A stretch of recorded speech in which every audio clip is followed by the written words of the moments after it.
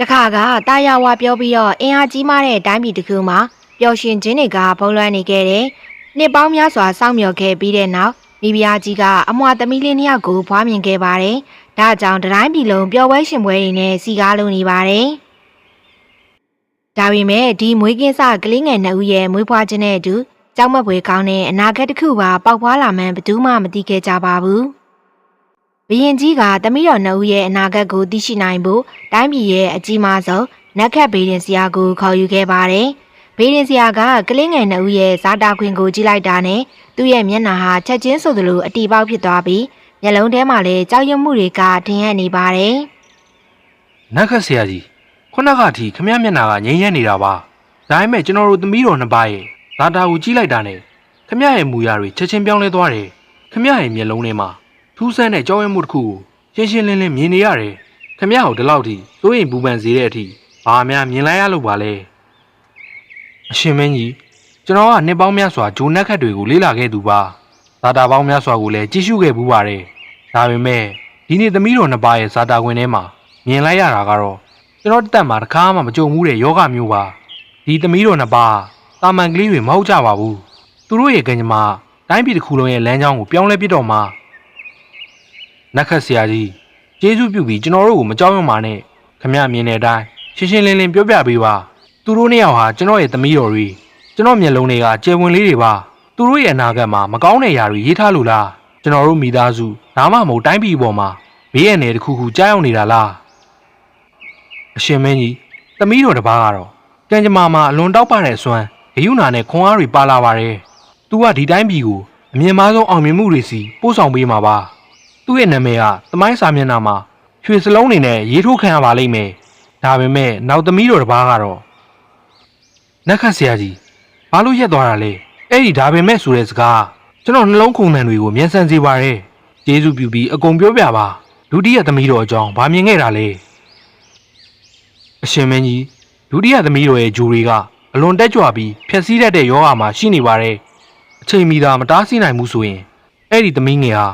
ာတနေ့မှာဒီတိုင်းပြည်တစ်ခုလုံးပျက်စီးခြင်းရဲ့အကြောင်းရင်းဖြစ်လာပါလိမ့်မယ်သူ့ရဲ့ဒေါသနဲ့အတ္တမာနတွေကအရာအလုံးကိုဖျက်ဆီးပစ်ပါလိမ့်မယ်နတ်ခတ်ဆရာကြီးရဲ့စကားကိုကြားလိုက်ရတဲ့အခါနန်းတော်ထဲမှာတိတ်ဆိတ်သွားပါတော့တယ်ပျော်ရွှင်မှုတွေဟာချက်ချင်းဆိုသလိုကြောက်ရွံ့မှုတွေဖြစ်လာခဲ့တယ်ဘယင်နဲ့မိဖုရားဟာတယောက်မျက်နှာတယောက်ကြည့်နေကြပါတယ်သူတို့ရဲ့နှလုံးသားထဲမှာထူးဆန်းတဲ့ကြောက်ရွံ့မှုတွေကဝင်ရောက်လာခဲ့ပါတယ်။ဘယင်ကြီးကတညလုံးအိတ်လို့မပြောခဲ့ပါဘူး။ဒီဟောကိန်းသာမှန်ခဲ့ရင်တိုင်းပြည်တစ်ခုလုံးပျက်စီးသွားလိမ့်မယ်လို့တွေးပူနေပါတယ်။နောက်ဆုံးမှာတော့သူကအရာအလုံးကိုပြောင်းလဲပြစ်မဲ့ဆုံးဖြတ်ချက်တစ်ခုကိုကြားမှလိုက်ပါတယ်။ကျွန်တော်တို့ဟာဖခင်တယောက်အတွက်တော့အခက်အခဲဆုံးဖြစ်မဲ့ဆုံးဖြတ်ချက်တစ်ခုကိုချရတော့မယ်။ကျွန်တော်နှလုံးသားကိုအတွင်းကနေကွဲချေစေမဲ့ဆုံးဖြတ်ချက်ပေါ့။ဒါပေမဲ့ဒီခြေလမ်းကိုမလန့်ဘူးဆိုရင်တိုင်းပြည်တစ်ခုလုံးပျက်စီးခြင်းမိတောက်တွေထဲမှာလောင်ကျွမ်းသွားပါလိမ့်မယ်။အရှင်မင်းကြီးအရှင်ဘာတွေပြောနေရလဲ။မျက်နှာကဘာလို့ဒီလောက်တောင်မှလေးပင်နေရတာလဲ။ရှင်းရှင်းပြောစမ်းပါ။ကျမအရန်ကြောက်နေပြီ။ကျမတို့ရဲ့သမီးတွေကြောင့်မကောင်းတာတစ်ခုခုတွေးနေရလား။ဒါကိုပြောဖို့ကကျွန်တော်အတွက်လည်းမလွယ်ကူမှန်းကျွန်တော်သိပါတယ်။ဒါပေမဲ့ကျွန်တော်တို့ရဲ့သမီးတယောက်ကိုဒီနန်းတော်ဒီတိုင်းပြည်ကနေအမြဲတမ်းဝေးရကိုပို့ရပါလိမ့်မယ်။နာဂတ်အတွက်ဒီကြောက်စရာကောင်းတဲ့ကံကြမ္မာကိုတားဆီးဖို့တခုတည်းသောနီးလန်းပါပဲမဖြစ်ပါဘူးရှင်မင်းကြီးအရှင်ကဘာတွေပြောနေရလဲမိခင်တယောက်ကကိုယ့်ရဲ့သွေးသားကိုဘယ်လိုလုပ်ဝေးရကိုပို့နိုင်မှာလဲသူကအန်ဒီရမဟုတ်ပါဘူးသူကကျမတို့ရဲ့အပြစ်ကင်းတဲ့သမီးလေးပါအရှင်ကိုယ်တိုင်ချီပိုးခဲ့တာပဲမဟုတ်လားအရှင်တကယ်ပဲသူ့ကိုကျမတို့စီကနေဝေးရကိုပို့တော့မှာလားဒီဆုံးဖြတ်ချက်ကငါအတွက်လွယ်ကူတယ်လို့မထင်ပါနဲ့စကလုံးတိုင်းကငါနှလုံးသားကိုခွဲထုတ်နေတယ်လို့ပဲငါဘယင်တစ်ပါးနဲ့မဟုတ်ဘူးဖခင်တယောက်လည်းဖြစ်တယ်မင်းချစ်တဲ့လောက်ငါလည်းငါသမီးကိုချစ်တယ်ဒါပေမဲ့ဖခင်တယောက်ရဲ့နှလုံးသားနဲ့ဘယင်တစ်ပါးရဲ့တာဝန်တို့ရှင်လာတဲ့အခါငါတိုင်းပြီးငါလူမျိုးတွေရဲ့နာဂတ်ကိုပဲရွေးချယ်ရတော့မယ်ကို့သွေးသားနဲ့ခွဲခွာရတဲ့တန်ဖိုးကိုပေးရရင်တောင်းမှာပေါ့မိဖုရားကြီးရဲ့မျက်ရည်တွေဟာမရက်တက်နိုင်ခဲ့ပါဘူးဒါပေမဲ့ဘယင်ကြီးရဲ့ဆုံးဖြတ်ချက်ကိုပြောင်းလဲလို့မရနိုင်ဘူးဆိုတာသူမကသိနေပါတယ်နောက်ဆုံးမှာတော့လေးလံတဲ့နှလုံးသားနဲ့ပဲသမီးတယောက်ကိုဝေးရကိုပို့ဖို့ဆုံးဖြတ်လိုက်ပါတော့တယ်။သမီးလေးရေအမေကိုခွင့်လွှတ်ပါမိခင်တယောက်ဖြစ်ပါရဲ့နဲ့သမီးကိုဝေးရကိုပို့ရတော့မယ်။ဒါကအမေဘွားရဲ့အကြီးမားဆုံးဝေဒနာပါပဲ။ သမီးကိုရင်ခွင်ထဲမှာဖတ်ထားပြီးအမြဲတမ်းတားဆီးထားခြင်းခဲ့တာဒါပေမဲ့အခြေအနေတွေကအမေကိုအတင်းကျပ်ဖြစ်စေခဲ့တယ်သမီးဘယ်ရောက်ပျော်ရွှင်ပါစေသမီးလေးရေမိဖုရားကြီးစိတ်မူပါနဲ့ကျွန်တော်အသက်ကိုပင်ပေးဆက်ပြီးသမီးတော်ကိုကာကွယ်ပါမယ်ဘယ်ဒုက္ခမှသူနဲ့မနှိစက်စေရပါဘူးသူတယောက်တည်းပဲဆိုတဲ့ခံစားချက်ကိုဘယ်တော့မှမရစေရပါဘူးဒါကျွန်တော်ရဲ့ဂရုပါဒီကိစ္စကနည်းနည်းတဲ့လိုအပ်ချက်တစ်ခုဖြစ်သွားပါလိမ့်မယ်ကျွန်တော်တို့မှာသမီးနှစ်ယောက်ရှိတယ်ဆိုတာဘူးမှမသိစေရပါဘူးဒီမှန်တရားကိုကျွန်တော်တို့ရဲ့နှလုံးသားထဲမှာအမြဲတမ်းမြုပ်နှံထားရပါလိမ့်မယ်ဘာလို့လဲဆိုတော့အခုကျွန်တော်တို့အတွက်အရေးကြီးဆုံးကတိုင်းပြည်ပဲဖြစ်လို့ပါစကားရန်ချိန်မှာတော့ယုံကြည်စိတ်ချရတဲ့အထင်းတော်တယောက်ကကလေးငယ်ကိုခေါ်ဆောင်ပြီးတော့မှောင်မိုက်နေတဲ့တောအုပ်စီကိုထွက်ခွာသွားပါတော့တယ်အဲ့ဒီသမီးငယ်ကအာတီတီဖြစ်ပြီးတော့နန်းတော်ထဲမှာကြံခဲ့တာကတော့ဝါနီပဲဖြစ်ပါတယ်အဲ့ဒီညကစပြီးတော့ဇလန်းတစ်ခုစတင်သွားခဲ့ပါတယ်နန်းတော်ထဲမှာတော့တယောက်ကအာနာနဲ့မာနာကြားမှာကြီးပြင်းလာသူဖြစ်ပြီးနောက်တစ်ယောက်ကတော့ဆင်းရဲဒုက္ခနဲ့ရုန်းကန်မှုတွေကြားမှာရှင်သန်ရသူပါဒါပေမဲ့စင်ကြဲတဲ့နှလုံးသားတစ်ခုနဲ့ပါအဲ့ဒီညီမနှစ်ယောက်တနေ့မှပြန်တွေ့ကြတဲ့အခါတိုင်းပြည်ရဲ့ကံကြမ္မာကိုဆုံးဖြတ်ကြပါလိမ့်မယ်နန်းတော်မှာတော့ဝါနီဟာတက်တောင်တက်တာနဲ့အာနာရီကြားထဲမှာကြီးပြင်းလာပြီးသူမရဲ့စန္ဒာတိုင်းကိုချက်ချင်းပြေးဝစေပါတယ်တစ်ဖက်မှာတော့အာတီတီဟာရိုးရှင်းတဲ့ကြေးရွာလေးမှာဆင်းရဲပြီးမယ်ရိုးသားတဲ့မိသားစုနဲ့အတူရုန်းကန်ရင်ကြီးပြင်းလာရပါတယ်အချိန်တွေကြာလာတဲ့အခါနှစ်ယောက်ရဲ့အကျင့်စရိုက်တွေကကွာခြားသွားပါတယ်အာတီတီကတော့မေတ္တာကုညီမှုနဲ့ကျေနပ်တတ်မှုကိုသင်ယူခဲ့ပြီးဝါနီကတော့မာနအမိန်ပေးခြင်းနဲ့ကိုအမျက်ဆုံးလို့ထင်မြင်မှုကိုသင်ယူခဲ့ပါတယ်အာတီတီသမီးလေးရေသမီးဒီနေ့လဲဘာမှမတွေ့ပဲငါတို့အိမ်အတွက်ရေခတ်ပေးနေတယ်ဖျားနေတယ်ငါကလေးကိုလည်းဂရုစိုက်ပေးတယ်တကယ်ပြောရရင်တော့ဒီရွာထဲမှာသမီးလောက်စိတ်သဘောထားကောင်းတဲ့သူကမရှိတော့သမီးကအမြဲတမ်းသူများရဲ့ဝေဒနာကိုကိုယ့်ရဲ့ဝေဒနာလိုမျိုးသဘောထားပြီးဘာမှပြန်ပြီးတော့မမျှော်လင့်ပဲကူညီပေးတတ်တယ်ဖျားသခင်ကသမီးကိုအမြဲတမ်းပျော်ရွှင်အောင်ကူညီဆောင်မပါစေဒေါ်လေးရေဘာလို့ဒီလိုပြောတာလဲကျမလှုပ်တဲ့နေလို့ထင်တာဝဲလုံနေတာပါကျမတို့တယောက်ကိုတယောက်မကူညီကြဘူးဆိုရင်ဒီလောကမှာလူသားဆက်မှုတွေဘလို့များကြံ့ရစ်ပါမလဲတခြားသူတယောက်ကိုကူညီပေးနိုင်တဲ့အခါကျမကအယမ်းပျော်ပါတယ်အဲ့ဒါကကျမအတွက်တော့အကြီးမားဆုံးသောကြွယ်ဝမှုပါပဲ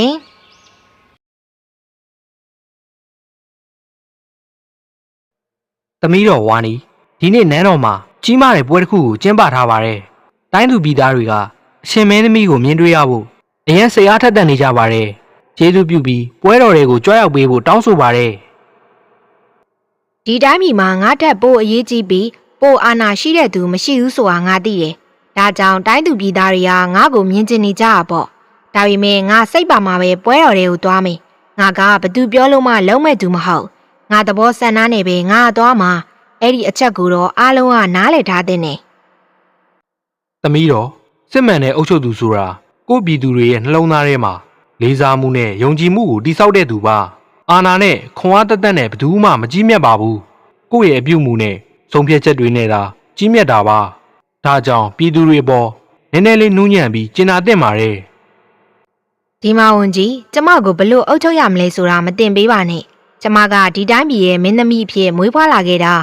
ဘာလုပ်တဲ့နဲ့ဘာမှမလုပ်တဲ့မှုဆိုတာကျမကသိရပေါ့လူတွေကကျမရဲ့အမိန့်ကိုပဲနားခံဖို့ပဲရှိတယ်အကြံဉာဏ်ပေးဖို့မဟုတ်ဒါကြောင့်ကိုယ့်ရဲ့နေပယ်ထဲမှာပဲနေရင်တော့ပိုကောင်းလိမ့်မယ်အချိန်တွေကြားလာတာနဲ့အမျှဝါနီရဲ့အကျင့်စရိုက်တွေကပိုပြီးတော့ကြမ်းတမ်းလာပြီးမာနတွေကလည်းပိုကြီးလာခဲ့တယ်သူမရဲ့အခွင့်အရေးတွေကိုအသုံးပြုပြီးလူတွေကိုဖိနှိပ်လာတာကြောင့်တပြေးပြေးနဲ့နန်းတော်တွေကလူတွေတောင်သူမနဲ့ဝေးရကိုရှောင်လာကြပါတယ်ဒါပေမဲ့သူမကမင်းသမီးဖြစ်နေတဲ့အတွက်ဘသူမှဘာမှပြန်မပြောရကြပါဘူးဒီနေ့မှာတော့နန်းတော်တကားဝါကိုရသေးအိုတစ်ပါးကရောက်ရှိလာပါတယ်ရသေးအိုဟာနန်းတော်သူဝင်ရောက်လာပြီးမင်းသမီးနဲ့တွေ့ဆုံရန်ဆန္ဒရှိကြောင်းပြောကြားတော့လေအဆောင်များကတားဆီးခဲ့ကြပါတယ်ဒါပေမဲ့လည်းရသေးကြီးကမိတို့များစိတ်အနှောက်အယှက်မဖြစ်ပဲတည်ငြိမ်စွာပင်စောင့်ဆိုင်းနေခဲ့တယ်နောက်ဆုံးမှာတော့အဲ့ဒီသတင်းဟာဝါနိထံသို့ရောက်ရှိသွားပါတယ်မင်းသမီးလေး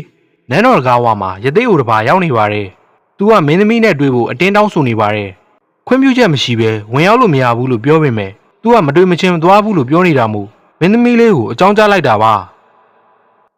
တာမန်ယတိတပားကငါနဲ့တွေ့ဖို့အတင်းကိုတောင်းဆိုနေရလားရည်စရာကောင်းလိုက်တာကိစ္စမရှိဘူးသူ့ကိုခမ်းမတွေကိုခေါ်ခဲ့ပါငါရဲ့ခွင့်ပြုချက်မရှိပဲဒီနေရာကိုလာရဲတဲ့သူကဘသူလဲဆိုတာငါလည်းသိချင်နေသူကသူ့ရဲ့နေပယ်ကိုဘာလို့မသိရလဲဆိုတာကိုလည်းငါမေးရအောင်မေခမ်းမထဲမှာတော့လူအများရှိနေကြပြီးနောက်ဆက်တွဲဘာတွေဖြစ်မလဲဆိုတာကိုစောင့်ကြည့်နေကြပါတယ်မင်းသမီးကျွန်တော်ဒီကိုလာတာကိုကျိုးတွင်မဟုတ်ပါဘူးမင်းသမီးရဲ့စိတ်ထဲမှာတိုးပွားလာနေတဲ့မာနနဲ့ကြမ်းတမ်းမှုတွေကမင်းသမီးနဲ့တိုင်းပြည်တစ်ခုလုံးကိုကြီးမားတဲ့ဘေးဒုက္ခစီဥတီသွားစီမှာကိုမြင်နေရလို့သတိပေးဖို့လာတာပါအခုချိန်မှာအချိန်ရှိပါသေးတယ်ကိုယ့်ရဲ့အပြုတ်မှုကိုပြင်ဆင်ပြီးစိတ်ထဲမှာဂရုဏာနဲ့မျှတမှုကိုပြန်ထားပါမင်းကတာမန်ရသေးတပားဖြစ်လျက်နဲ့ငါ့ကိုဆုံးမဖို့ဘလောက်တောင်မှရဲတင်းနေရလေငါကဒီတိုင်းပြည်ရဲ့မင်းသမီးဆိုတာနားလည်ထားပါငါကဘသူစီကမှတင်ယူစရာမလိုအထူးသဖြင့်နန်းတော်ပြင်ပမှာနေဖို့တောင်မထိုက်တန်တဲ့မင်းလိုလူမျိုးစီရပေါ့ငါအပြစ်ပေးမဲ့အမိန်မထုတ်ခင်ဒီနေရာကနေအခုချက်ချင်းထွက်သွားလိုက်ပါမင်းသမီးဒီအသေးကြီးကတီလာရှိတဲ့ပုံကိုယ်တယောက်ဖြစ်ပုံရပါတယ်တကယ်ပုံကိုယ်ကြီးတွေကအကြောင်းမဲ့မလာတတ်ကြပါဘူးသူပြောတဲ့စကားတွေမှာကျွန်တော်တို့နားလည်ဖို့လိုအပ်တဲ့အဓိပ္ပာယ်နည်းနည်းမှုတွေရှိနေနိုင်ပါတယ်အရှင်မင်းသမီးခွင့်ပြုမဲ့ဆိုရင်သူပြောတဲ့စကားတွေကိုကျွန်တော်တို့ပြန်စဉ်းစားသင့်ပါတယ်။ဝန်ကြီးကျမကိုကြံ့ကြံ့ပေးဖို့မလိုဘူးလို့ပြောနေရလေပြီးတော့ဒီယသိကိစ္စမှာလေသူကကျမရဲ့အချိန်နဲ့တီးခံမှုကိုအလက်ကဖြုံးတီးနေရပဲ။ကဲအဆောင်နေသူ့ကိုအခုချက်ချင်းဒီနေရာကနေနှင်ထုတ်လိုက်ပါ။ဝါနီရဲ့အမိတ်ကြောင့်အဆောင်တွေကရှေ့တိုးလာတယ်။ဒါပေမဲ့ယသိကြီးကတော့ငြိမ်သက်စွာရပ်တည်နေပြီးသူ့ရဲ့မျက်နှာမှာလည်းမြည်သုံးမြဒေါသတွေမရှိပါ။သို့တော့သူ့ရဲ့စကားလုံးမှာတော့ပတ်ဝန်းကျင်ကိုတိတ်ဆိတ်သွားစေလောက်အောင်စွမ်းအားတွေရှိနေပါတယ်။မင်းသမီးနောက်ဆုံးအနေနဲ့သတိပေးပါမယ်။မာနဆိုတာလူကိုတဖြည်းဖြည်းနဲ့အမောင်ထဲကိုဆွဲခေါ်သွားတတ်တယ်။အဲ့ဒီမာနကနေလွန်သွားတဲ့အခါကိုကိုတောင်ဘယ်သူမှမသိတော့တဲ့အထိဖြစ်သွားတတ်တယ်။မင်းကငါစကားကိုစော်ကားပြီးမာနကိုအမှန်တရားထက်ပိုရေးကြီးတယ်လို့ထင်နေတာမို့ကိုကံကြမ္မာကိုပိုပြန်ခံစားရလိမ့်မယ်။မင်းရဲ့စကားတွေကငါ့ကိုကြောက်အောင်လုပ်ဖို့မလုံလောက်သေးဘူး။ငါဘဝမှာဘသူ့ကိုမှမကြောက်ခဲ့ဘူး။မင်းလိုရသေးရဲ့စကားတွေနဲ့လည်းငါ့ကိုလွှမ်းမိုးလို့မရဘူး။မင်းရဲ့စကားဆုံးပြီဆိုရင်တော့ဒီနေရာကနေအခုချက်ချင်းထွက်သွားပြီတော့ဒီနေ့ကစားပြီးအမောင်တို့ဖုံးလွှမ်းတဲ့အခါတိုင်းမင်းရဲ့စစ်မှန်တဲ့သဘာဝကိုမြင်ရလိမ့်မယ်မင်းရဲ့အဲ့ဒီမာနကပဲမင်းကိုကြောက်မက်ဖွယ်ဆွမ်းအားရှိတဲ့မိစ္ဆာတကောင်အဖြစ်ပြောင်းလဲပြစ်လိုက်မယ်မင်းရဲ့အတွင်းစိတ်ကမာနကိုမစွန့်လွတ်သမျှအမှန်တရားကိုလက်မခံသမျှဒီချိန်စာကနေလွတ်မြောက်မှာမဟုတ်ဘူးဒါကငါချိန်တာမဟုတ်ဘူးမင်းလုပ်ရဲ့အကျိုးဆက်ပဲရသေးထွက်ခွာသွားပြီးရဲ့နောက်ခမ်းမထဲမှာတော့တိတ်ဆိတ်သွားပါတယ်ဝါနီကတော့ဒါကိုတာမန်ချင်းချမှုတစ်ခုခုသာထင်ခဲ့ပါတယ်ဒါပေမဲ့လည်းညရောက်တဲ့အခါအရာအလုံးကပြောင်းလဲသွားပါတယ်ဝါနီဟာမိမိကိုယ်ကိုထိန်းချုပ်၍မရတော့ပဲထူးဆန်းတဲ့ပြောင်းလဲမှုများကိုခံစားလာရတယ်ငါဘာဖြစ်နေရလဲငါရဲ့ခန္ဓာကိုယ်ကဘာလို့ဒီလောက်တောင်မှပြောင်းလဲနေရလဲငါကိုငါမထိန်နိုင်တဲ့တခြားစွမ်းအားတစ်ခုကငါထဲမှာနိုးထနေတယ်လို့ပဲမဖြစ်နိုင်ငါကဒီတိုင်းပြည်ရဲ့မင်းသမီးပဲငါမှဒီလိုမဖြစ်နိုင်ဘူး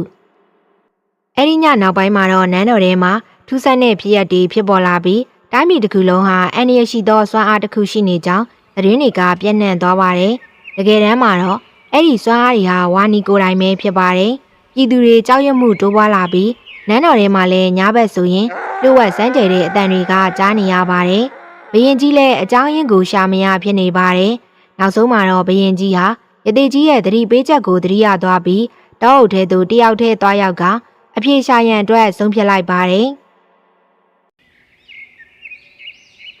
တောအုပ်တွင်သို့အချိန်တော်ကြာရှောက်လန်းပြီးတဲ့နောက်ဘရင်ကြီးဟာတရားထိုင်နေတဲ့ရသေးကြီးနဲ့ပြန်လည်တွေ့ဆုံခဲ့ပါတယ်ရသေးကြီးကတော့ဘရင်ကြီးရောက်လာမှကိုကြိုသိနေပါတယ်အရှင်ရသေးကျေးဇူးပြုပြီးကျွန်တော်ကိုကူညီပေးပါကျွန်တော်နန်းတော်ထဲမှာအကြောင်းရင်းမသိရတဲ့ဖြစ်ရပ်တွေဖြစ်နေလို့ပြည်သူတွေအကုန်လုံးကြောက်ရွံ့နေကြပါတယ်ဖခင်တယောက်အနေနဲ့ရောဘရင်တစ်ပါးအနေနဲ့ပါအရန်စိုးရိမ်မိပါတယ်ဒီပြဿနာကိုဘယ်လိုဖြေရှင်းရမလဲဆိုတာပြောပြပေးပါအရှင်မင်းကြီးဒီပြဿနာကပြင်မာရှိနေတာမဟုတ်ပါဘူးအရှင်မင်းကြီးရဲ့ကိုယ်ပိုင်ဘဝနဲ့သက်ဆိုင်နေတာပါအိမ်ထဲမှာတင်ဒီအမောင်တို့ကိုမွေးဖွားပေးနေတဲ့အကြောင်းရင်းရှိနေတယ်လို့ကျွန်တော်ပြောခဲ့ပြီးသားပါအခုချိန်မှာတော့အနှစ်နှစ်အလားလားကလစ်လျူရှုထားတဲ့အမှန်တရားကိုလက်ခံရမယ့်အချိန်ရောက်လာပါပြီအရှင်ရသေးကျွန်တော်နားလည်အောင်ကြိုးစားနေပါတယ်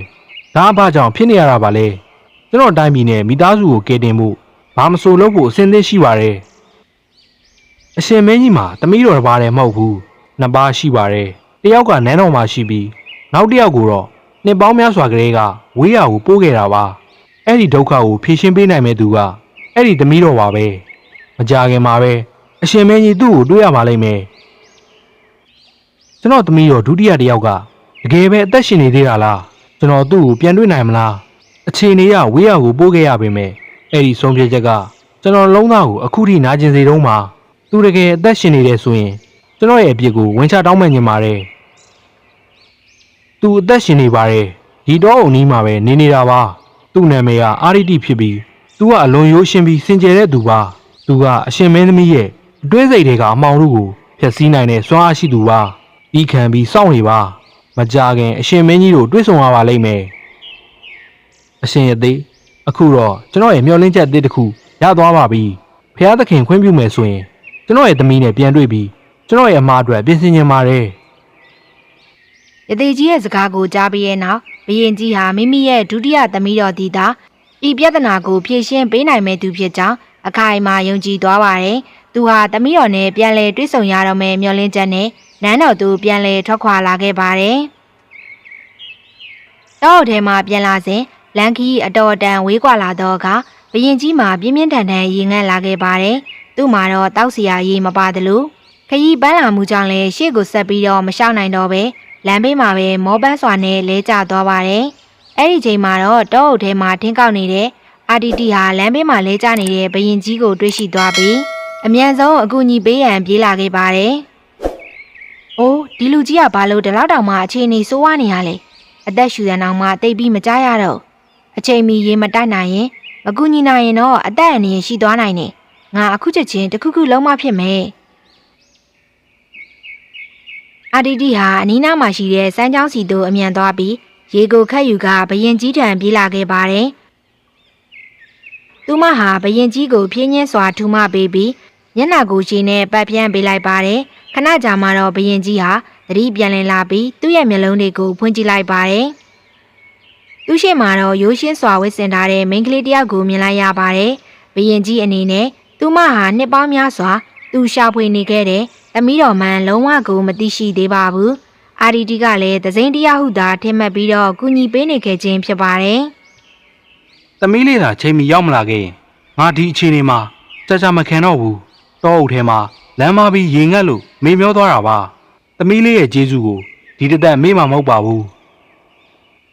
ရပါတယ်ရှင်ဘသူမဆိုဒုက္ခရောက်နေရင်ကူညီပေးဖို့ကကျမတို့ရဲ့တာဝန်ပဲလေအခုတော့နာနာနေနေလိုက်ပါ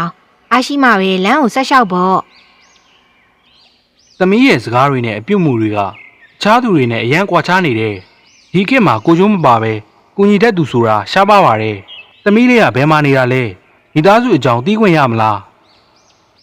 ကျမကဒီနားကရွာလေးမှာနေပါတယ်မိသားစုနဲ့အတူရိုးရိုးရှင်းရှင်းပဲနေထိုင်ပြီးတော့တက်နိုင်သလောက်သူများတွေကိုကူညီရင်းနဲ့နေထိုင်ကြတာပါအဲ့ဒါကပဲကျမတို့ရဲ့နေထိုင်မှုပုံစံပါဘရင်ကြီးနဲ့အာဒီတီတို့စကားပြောဆိုရင်းလမ်းလျှောက်လာစဉ်ရုတ်တရက်ယတိကြီးကရောက်လာပါတယ်ယတိကြီးကိုမြင်လိုက်ရတဲ့အခါနှစ်ဦးစလုံးကရက်တန့်သွားကြပြီးယတိကလည်းအခြေအနေကိုကြိုတင်သိရှိနေသည့်ပုံစံဖြင့်ပြုံးပြလိုက်ပါတယ်အရှင်မင်းကြီးနှစ်ပေါင်းများစွာဖုံးဝယ်ထားခဲ့ရတဲ့အမှန်တရားကိုသိရမယ့်ချိန်ရောက်ပါပြီအရှင်မင်းကြီးတာမန်မင်းကလေးလိုထင်နေတဲ့ဒီတယောက်ကပဲအရှင်မင်းကြီးရဲ့နှစ်ပေါင်းများစွာကလေးကခွဲခွာခဲ့ရတဲ့သမီးတော်ပါ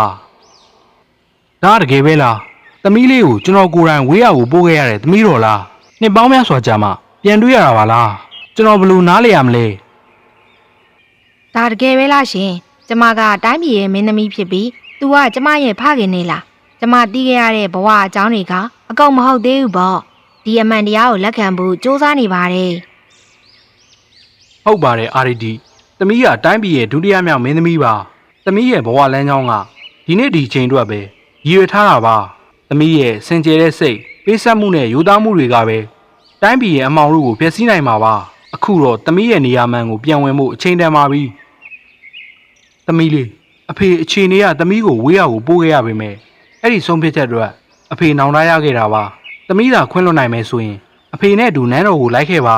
နှစ်ပေါင်းများစွာပြတ်တောက်နေခဲ့တဲ့ ငါတို့ရဲ့မိသားစုဆက်ဆံရေးကိုပြန်လည်တည်ဆောက်ချင်ပါတယ် ဒါကအမှန်တရားဖြစ်ပြီးကျမရဲ့တာဝန်လည်းဖြစ်တယ်ဆိုရင်ကျမကလိုက်ခဲ့ဖို့အစဉ်သင့်ပါပဲကျမရဲ့ဘဝမှာစင်ကြယ်မှုနဲ့ဟန်ချက်ညီမှုကိုပဲအမြဲတမ်းတန်ဖိုးထားကြရပါအမောင်တို့ကိုဖျက်ဆီးဖို့နေရာကဒီနေရာပဲဆိုရင်ဒီတာဝန်ကိုတော့ကျမကကြေပွန်အောင်ထမ်းဆောင်ပါမယ်